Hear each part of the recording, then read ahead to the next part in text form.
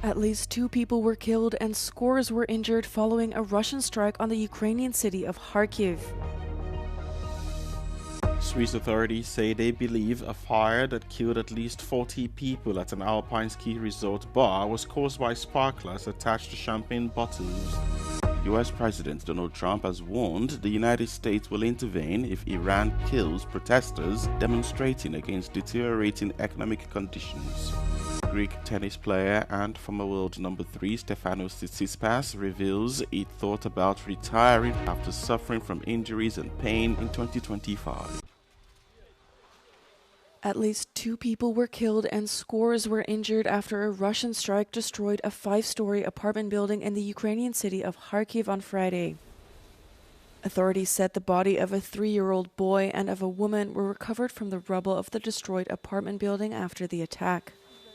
За нашу інформацію, під завалами можуть ще перебувати люди. Наразі триває ліквідація наслідків, всі на місці працюють. Наразі головне врятувати якомога більше людей. The attack also destroyed other civilian infrastructure, a shopping center and cars, local authorities said. Meanwhile, Russia's defense ministry denied the attack took place, instead blaming an explosion at the site caused by Ukrainian ammunition in a post on Telegram. The attack came just hours after Russia conducted what local authorities called one of the most massive drone attacks in Zaporizhia. Swiss authorities say the fire in a bar in the Alps that resulted in the deaths of some 40 people was likely caused by champagne bottles topped by sparklers that were held too close to the ceiling. Investigators on Friday said they examined videos and interviewed witnesses before arriving at the conclusion. About 40 people died and 115 were injured, many gravely, in the blaze on Thursday, on New Year's Day at the alpine ski resort of Com, Montana. The list of those admitted to various hospitals includes 71 Swiss nationals, 14 French citizens, and 13 Italian citizens. According to the Italian Foreign Minister Antonio Tajani, who visited the site of the deadly fire on Friday, some 6 Italians were currently unaccounted for. Swiss authorities announced the country will hold 5 days of mourning, with President Guy Parmelin describing the blaze as one of the most traumatic events in Switzerland's history.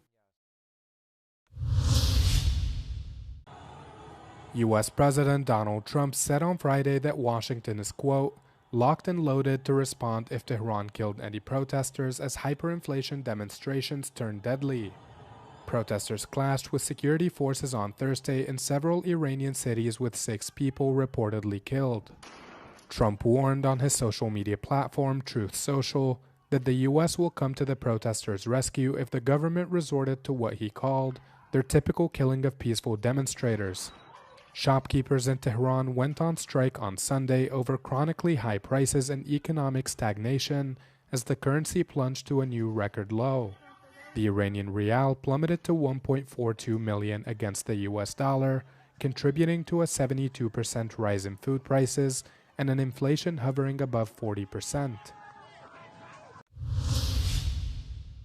Stefanos Tsitsipas says he seriously considered retiring from active tennis due to injuries and the pain he experienced in 2025. The Greek tennis player opened up about the issue at the United Cup tennis tournament in Perth, Australia. There were phases during the year where I was asking myself, why am I doing this and why am I putting myself through so much pain? Pain is not an enjoyable thing when you're an athlete, and especially when it keeps coming back and reverting constantly. It's one of those things that at the end, to me, is much more important to be happy and pain-free than struggling through the sport I love with pain. I just rather, put an end to it if it ends up going towards this route than